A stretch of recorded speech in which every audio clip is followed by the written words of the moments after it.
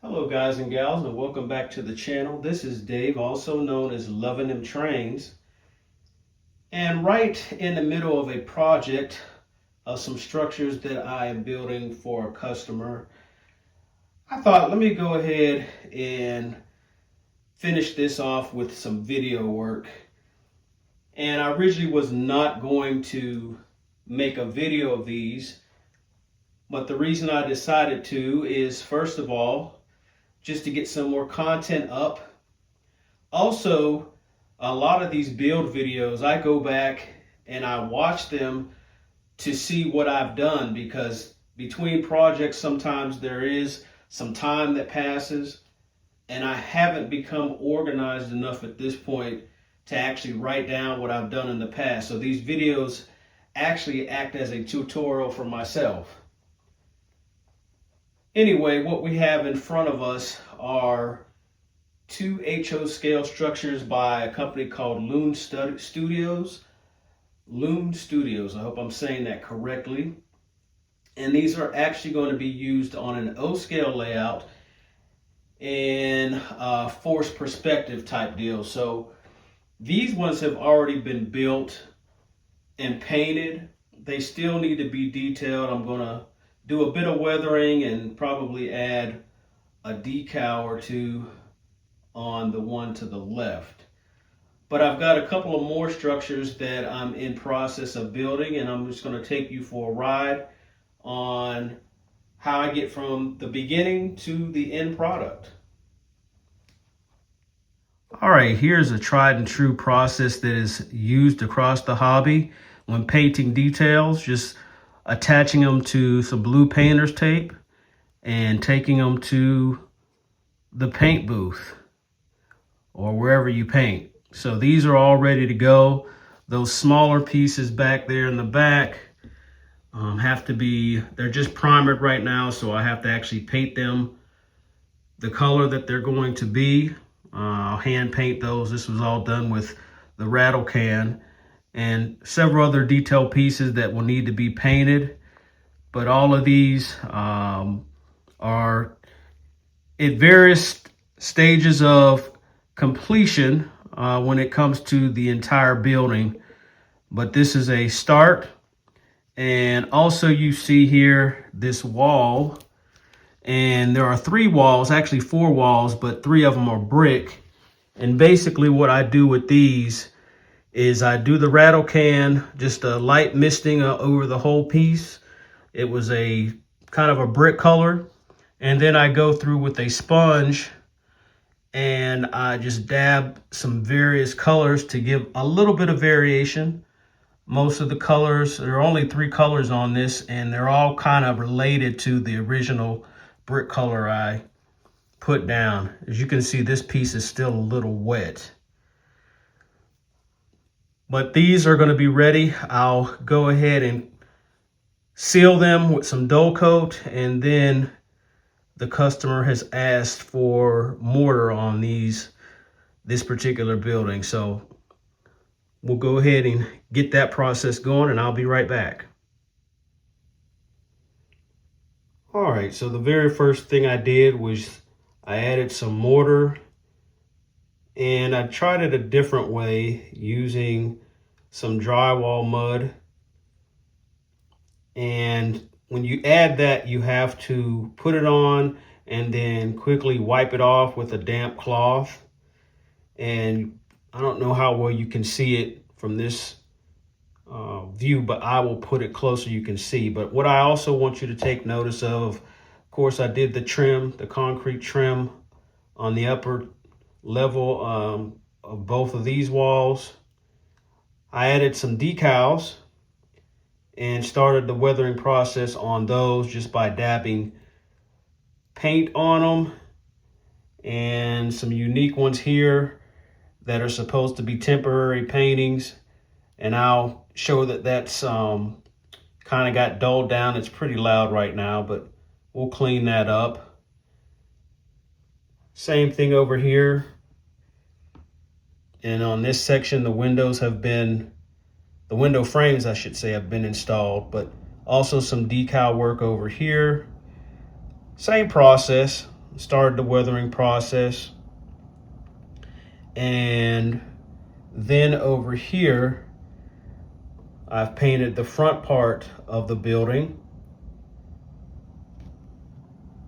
And I've also used some India ink to kind of dull that down and age it a bit to get the weathering process started. So all this is preliminary stuff that I'll do actually before assembly, and then once I have it together, there'll be some more steps. So we gotta still put the window or the glass in the windows, and I'm not sure if I'm gonna do any more weathering with the walls apart like this or not, but whatever I decide, I'll be right back. Okay, as promised, I wanted to show you a close-up of the mortar lines. So the goal here was to create an aged look on the building. And so you don't want all of the mortar lines to be equally as visible because the building is not new. So I just simply, after applying the drywall mud, I wiped off more of the drywall mud in certain areas just to create that variation. And I think it turned out okay. And this also is what starts the weathering process on the walls.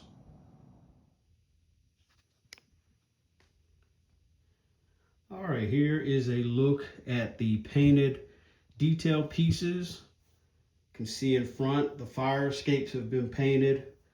They actually were already painted with the rattle can earlier, but the fire hydrants and the mailboxes,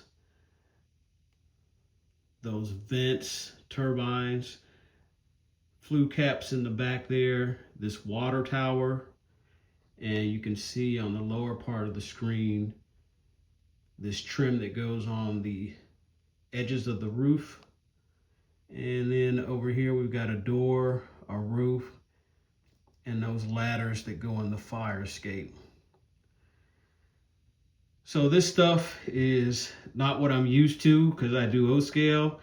So it really helps me hone in on the details when I do O-scale, because this is very tedious. And as you can see with those mailboxes back there, I actually tried to make them period appropriate with the colors. So this is around the 50s and 60s, how some mailboxes and fire hydrants were painted. So everything is ready to go. They will be weathered in place once they're actually attached to the building to blend them in and dull them down a bit. But let's move to what I've done with the walls. All right, here we are with the final project, and we're looking at the front of the building, of course. And in the last segment, I did not mention that I did have window treatments on floor 2, 3, and 4. In the bottom, I left it open, but I did just slide a piece of black construction paper in just to block the view so you don't see from the front to the back. At a later date, lighting may be added at the customer's wish, but I'm going to go ahead and take this camera off of the tripod and I'll give you a view of the entire building. All right, here's what would be the left side of the building.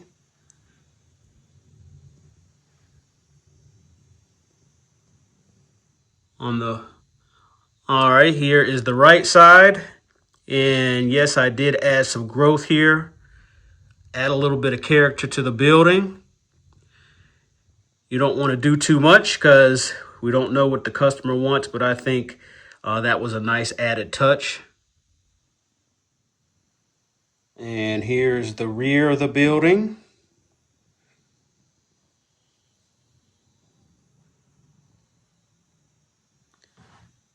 And the top with the details, water tower, the stairwell for workers to get to the roof, the vents, all in their place. And then those creative trim on each edge of the building. As I had mentioned earlier in the video, I was in the process of constructing 4 buildings and had gotten quite a bit along in the other 3. This is one of the other buildings that I had gotten through for the most part.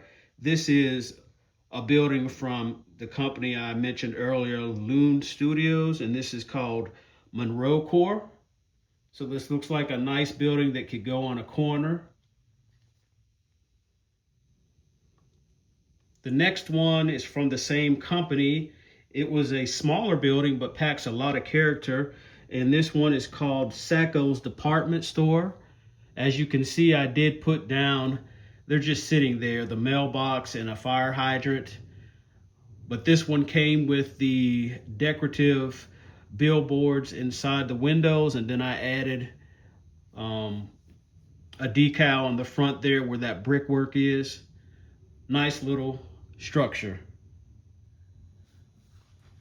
And last but not least, this is Magnuson International. This is pretty much taller than the Spectrum building, Bachman Spectrum building. It's a little more slender. It's got a lot of character. And when I got the kit, the box was already opened. So I'm not sure what happened to the Magnuson International sign, but I went ahead with some other decals that I had received, and now this is called the Ambassador Hotel. So I'm going to go ahead and we're going to take a look at the tops of these buildings. So all 4 of the buildings come with details that can be added. This ductwork up here is molded in, so you just have to paint and weather it. Same thing with this building. The stacks are all additional pieces that you can add, but the ductwork is molded in. And I did add some gravel there, a little bit of character. Of course, we've seen the top of the Spectrum or Bachman Spectrum building. And then here's the same thing over here with the Ambassador Hotel, the little details on the top. And there's a little wooden walkway that's molded in that we painted up. So a lot of detail on the top. I'm not sure how much of this you'll see, but it's there just in case. All right, YouTube, that's going to bring us to the end of this one. I wouldn't necessarily call this a tutorial, as I didn't do a step-by-step build when constructing these buildings, but it's enough for you to see what kind of results you can get with a little bit of effort. Nothing more than some rattle can and some acrylic paints, some washes, some powders, and a few added details such as decals and some growth on some of the buildings to give them a little bit of character and just a little bit of creativity. There are so many items and materials on the market today that these types of results are not hard to achieve. Just got to put your mind to it and just use your imagination.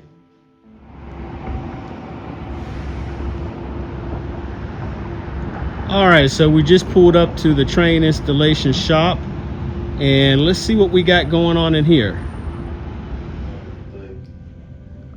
All right, so here is a look of what I was telling you about as far as the buildings and where they were going to be integrated. So as you can see, we have a small city here, which means there were other people that did other work. So I just wanted to give you a look at the setup.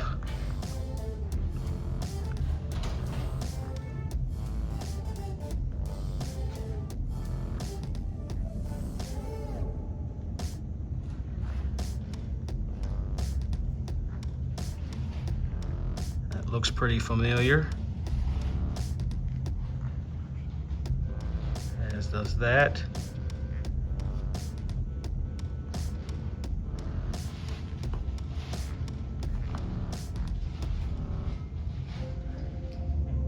There's a pretty cool structure.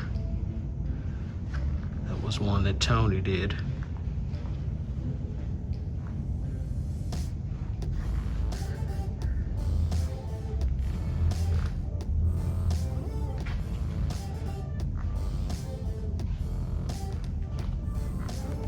So once again, this module is going on an O-scale layout, and we're going to use force perspective.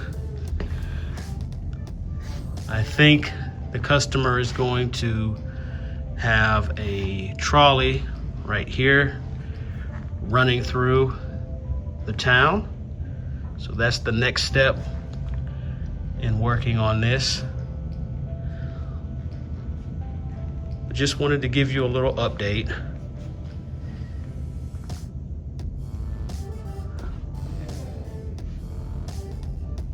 And this is the work of Dave Bennett in Train Installations.